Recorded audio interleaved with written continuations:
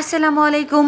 ভিডিওটা দেখেই তোমরা বুঝতে পারতেছো আমি কি নিয়ে কথা বলবো। হ্যাঁ, কালকে আমি এই হিজাবটা পরে আমার ফ্রেন্ডের বিয়ের দাওয়াতে গেছিলাম। আর ওইখানে অনেকেই বলতেছিল কোথা থেকে নিছি। আমি বললাম আমি কি কেনার মানুষ, আমি এটা কিনি নাই, আমি এটা নিজে হাতে বানিয়েছি।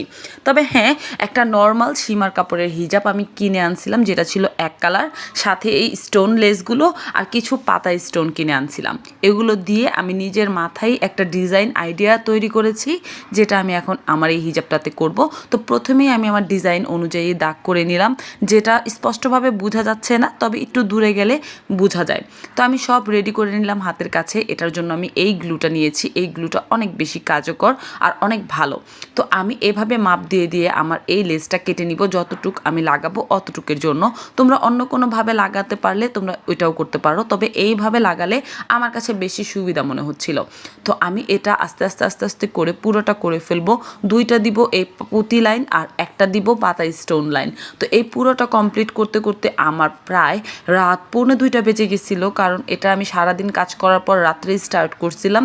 10টার দিকে মনে হয় আমি স্টার্ট করছিলাম, আর এটা ফিনিশিং করতে করতে রাত 2টা 2:45 বেজে গেছিলো। আর যখন এটা ফুললি কমপ্লিট হলো, তোমরা দেখো তো কতটা সুন্দর হয়েছে। আমি তো দেখে বিশ্বাসই করতে পারতেছিলাম না যে আমার হাতের কাজ এতটা সুন্দর হয়েছে। এই যে এটার পরে দাওয়াতে চলে গিয়েছিলাম। তোমাদের কেমন লাগছে সেটা কিন্তু জানাতে ভুলবে না আমার কমেন্ট বক্সে।